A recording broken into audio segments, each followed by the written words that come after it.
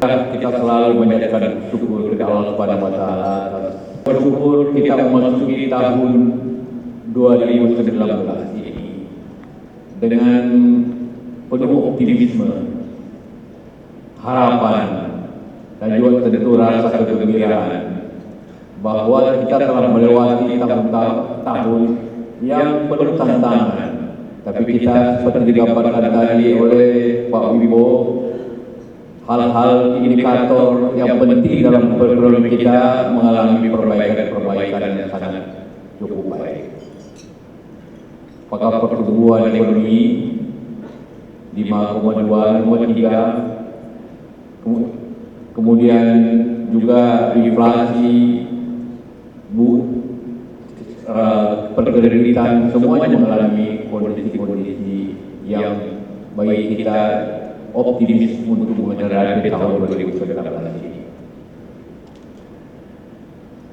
Walaupun tahun 2019 tetap mempunyai tantangan baik dari eksternal juga dari internal, tapi tentu dengan kebersamaan kita di sini, saudara-saudara saya dari industri keuangan, kita akan hadapi tahun ini dan juga tahun-tahun depan dengan kerja keras dan kebersamaan.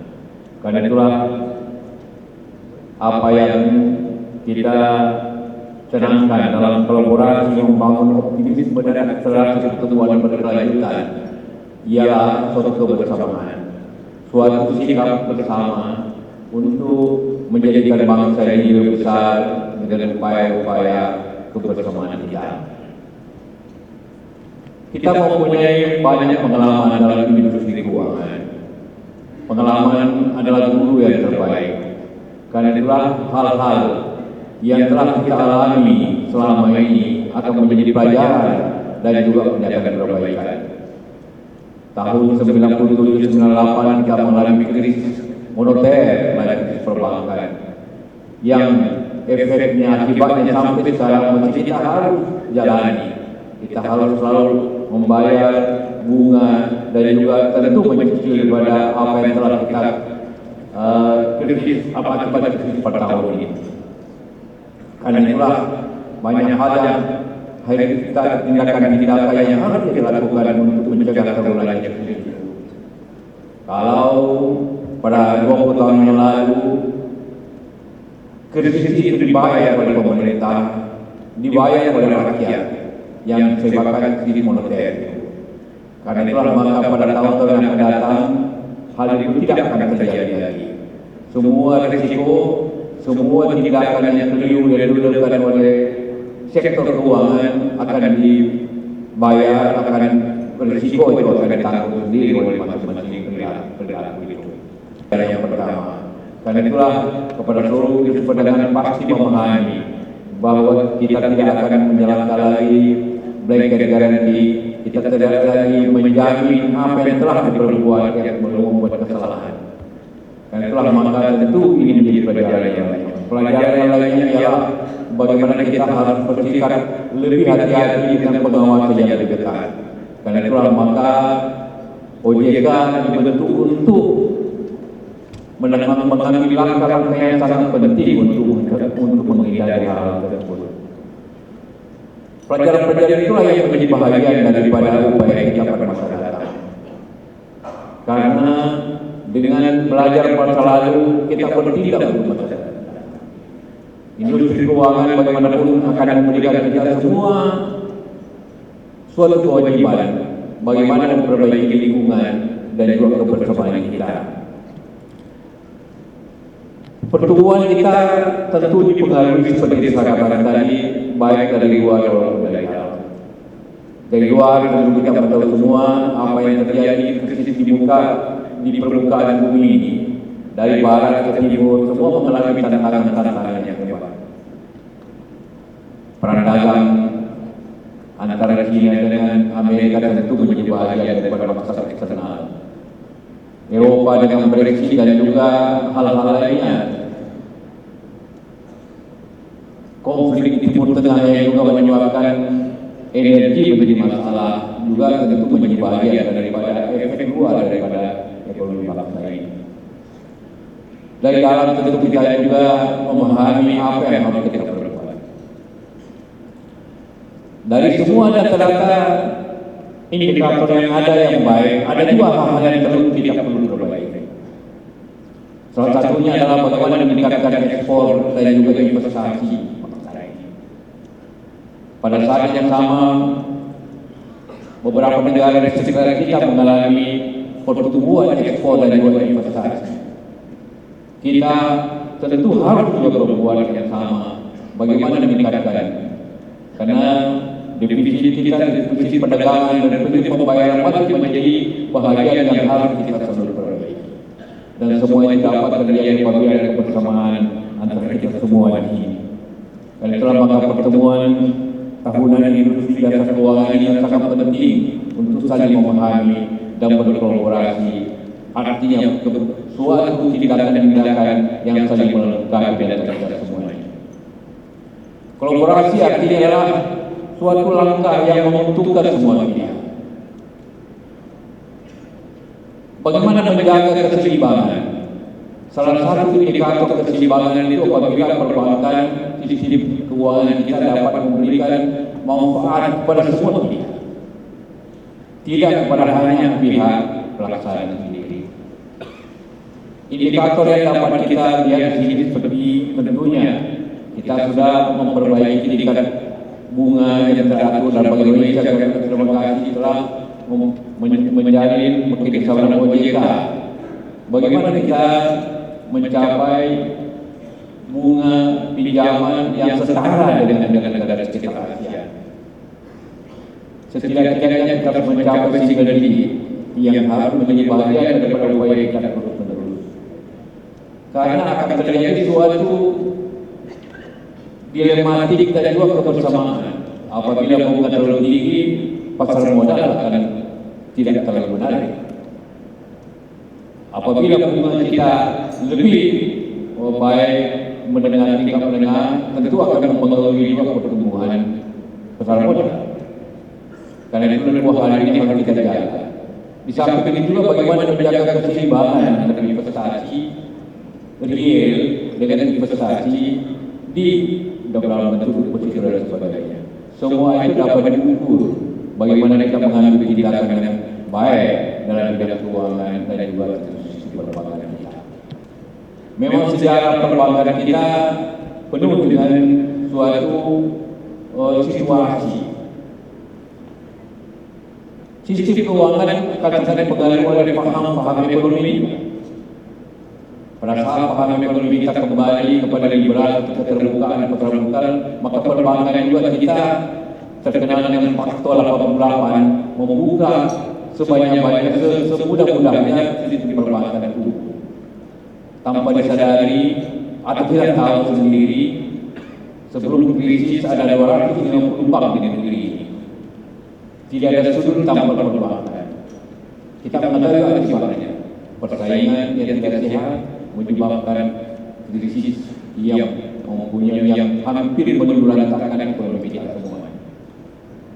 Ini kita harus pahami bahwa artinya bahwa sistem perbankan tidaklah harus semudah bermasalah. Haruslah mempunyai tingkat pengawasan yang baik.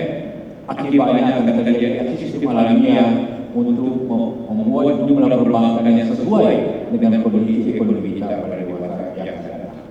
Ini menjadi bahagian daripada kebijakan yang tentu harus kita tempuh. Kebijakan pemerintah untuk menghadapi masalah yang datang ialah tentunya ialah bagaimana mengambil manfaat daripada masalah-masalah yang dihadapi oleh negara lain. Apabila terjadi peradaban antara China dengan Amerika, tentu ada celah-celah yang kita mempunyai kesempatan. Karena itulah maka sistem perdagangan dan keuangan harus menyatu untuk menghadapi hal tersebut. Di sini hadir saudara perdagangan yang tentunya harus selalu mengatur dan bagaimana perdagangan ekspor dan impor kita sejalan. Bagaimana mengurangi impor kita dengan investasi. Karena untuk mengurangi impor harus ada dengan investasi dalam negeri yang kuat yang dapat mensubstitut daripada hasil yang telah diimpor kita. Tanpa investasi kita tidak akan mencapai negara seperti itu. Dan pihak untuk meningkatkan ekspor maka perdagangan kita harus baik, didukung oleh suatu efisiensi ekonomi kita. Pemerintah akan membangun infrastruktur untuk memperbaiki sistem logistik nasional. Sistem logistik kita masih lebih mahal dibanding negara-negara sekitar kita. Karena itulah maka membangun infrastruktur ada dulu, tetapi semua pembangunan membutuhkan suatu juga dana yang besar. Dana yang besar itu hanya bisa diperoleh daripada suatu lembaga keuangan yang sehat. Hubungan itu, lembaga keuangan yang sehat, sehingga orang percaya, orang menyimpan dananya, kemudian memberikan kredit kepada perusahaan yang membutuhkan, akan kembali membayar pajak, akan kembali mengajukan negeri. Suatu hubungan yang setara akan terjadi seperti itu. Karena itulah maka lembaga keuangan menjadi bahagian daripada upaya kebersamaan itu. Saya juga berterima kasih bahwa OJK dalam misinya juga tentu selalu mendorong inklusi keuangan. Maknanya adalah bagaimana ada pemerataan yang baik dalam kesempatan mendapat fasilitas keuangan perbankan. Karena itulah maka pembentukan bank wakaf yang memberikan kita memberikan masyarakat yang selama ini mungkin hanya tergantung kepada rentenir atau perusahaan baik-baik yang menjadi bahagian dari sistem keuangan yang baik berbangsa.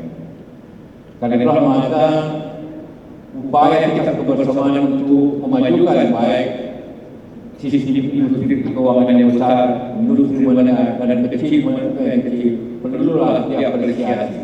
Karena itulah suatu tujuan yang besar bangsa kita keadilan untuk semuanya. Tanpa suatu keadilan ekonomi, maka bangsa ini akan tidak seimbang. Dan apabila tidak seimbang, maka akan terjadi masalah-masalah. Pengalaman kita dalam bernegara selama lebih 70 tahun, konflik-konflik besar terjadi karena ketidakadilan. Karena itulah maka sistem keuangan yang maju dan seimbang dan adil adalah kebutuhan untuk bangsa. Saya mengkritik apa yang terjadi pada masa lalu, di mana bunga kredit untuk pengusaha besar lebih murah dibanding dengan bunga kredit untuk usaha kecil. Hal yang sama sekali tidak adil untuk bangsa ini. Artinya adalah justru pengusaha kecil mensubsidi pengusaha besar. Itu suatu pengkhianatan akan keadilan bangsa. Karena itulah maka kita harus kembali kepada yang benar, bahwa pengusaha kecil harus dibantu agar dia menjadi kuat. Karena hanyalah pengusaha kecil yang kuat akan menjadikan bangsa ini menjadi aman. Banyak hal-hal yang mesti kita tempuh. Jangan pula apabila pengusaha besar perbankan mengalami masalah yang turun tangan yang memperbaiki menanggung risiko negara. Seperti yang terjadi pada 20 tahun lalu. Kita hindari seperti itu. Kita siapa yang berbuat kita bertanggung jawab. Karena itulah maka harapan kita semua bahwa semua sistem perbankan, semua dunia industri keuangan harus berhati-hati, bertindak yang adil dan benar. Kita mengharapkan suatu kebersamaan di mana semua menguntungkan industrinya dan menguntungkan nasabahnya, menguntungkan masyarakatnya. Jangan ada sama sekali suatu keuntungan yang sepihak, hanya menguntungkan industrinya, merugikan masyarakatnya, atau menguntungkan masyarakatnya, tapi industrinya. Pemerintah akan mengambil alih masalah kerugian itu apabila itu yang adil. Karena seperti itu dengan bunga 7% itu adalah suatu tindakan pemerintah untuk membantu kecil dan risiko ditanggung pemerintah. Tapi tidak kepada suatu upaya persistis keseluruhan hanya untuk mendukung yang kecil untuk menjaga keadilan bangsa. Itu akan menjadi selalu pedoman bangsa ini. Karena itulah maka kita harapkan kita juga menyadari bahwa negeri ini mempunyai sistem kebersamaan yang kuat. Walaupun selalu orang mengatakan bahwa tahun ini tahun politik, tetapi memang ramai. Tapi ramainya di alam maya, bukan ramai di lapangan. Itu sungguh yang baik. Negeri lain tidak seperti ini. Di Filipina kalau ada pemilu, kalau terjadi konflik melibatkan ratusan orang meninggal, bukan di Filipina. Begitu juga di Pakistan, begitu juga di negara-negara lain. Selalu ada konflik, tapi kita bersyukur yang ribut hanya di dunia media sosial, tapi tidak di lapangan. Di lapangan orang pada tersenyum ketawa, tapi memang agak ributnya di media sosial.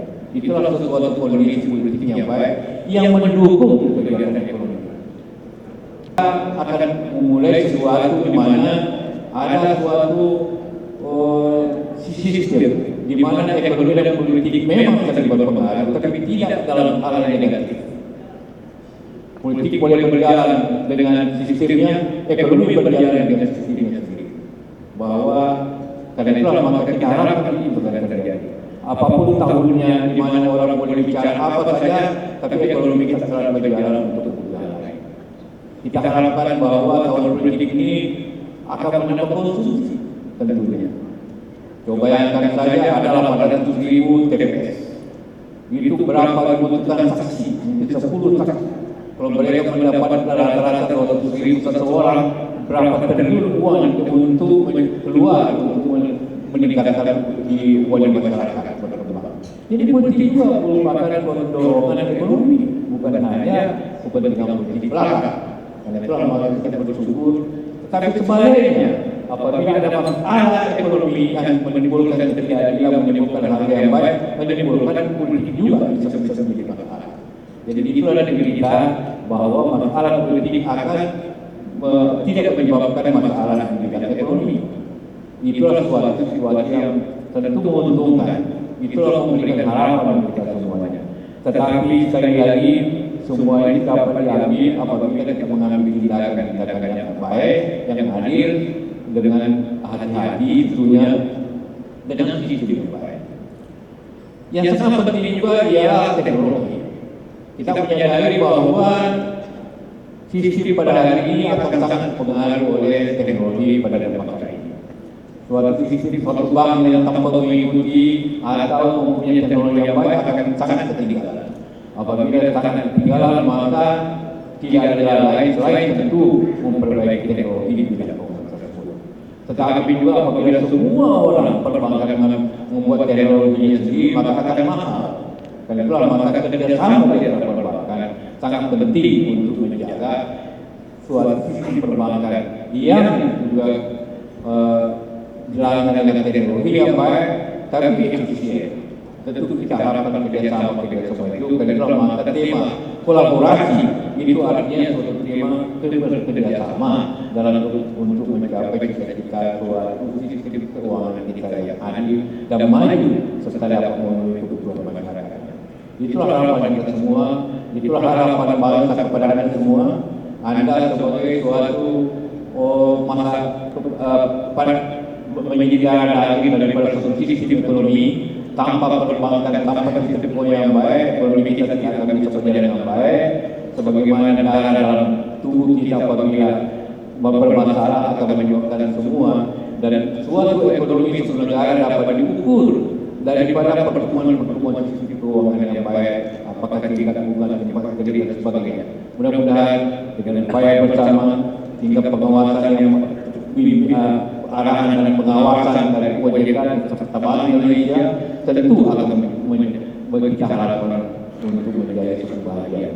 Memang OJK dan Bank Indonesia lembaga independen, tapi lembaga independen kepada pemerintah, bukan kepada negara. Negara ada kepalanya yaitu presiden. Jadi ini pertanggung-jawaban juga bahwa presiden itu juga OJK dan Bank Indonesia itu harus mempunyai hubungan suatu tingkat yang ini dengan pemerintah dan seperti itu. Karena tidak ada yang bisa berjalan sendiri dalam negara yang besar. Bagaimana kita semua bekerja sama, bagaimana berkolaborasi, dan bagaimana membawa bangsa ini pada sesungguhnya untuk bersaing dengan bangsa-bangsa lain. Kita harapkan pada malam yang bahagia ini kita mulai tekad yang baru, tekad 2019 tekad kebersamaan untuk kemajuan, tekad bersama untuk menyatukan bangsa yang besar. Terima kasih. Wassalamualaikum. Jelajahi cara baru mendapatkan informasi. Download Metro TV Extend sekarang.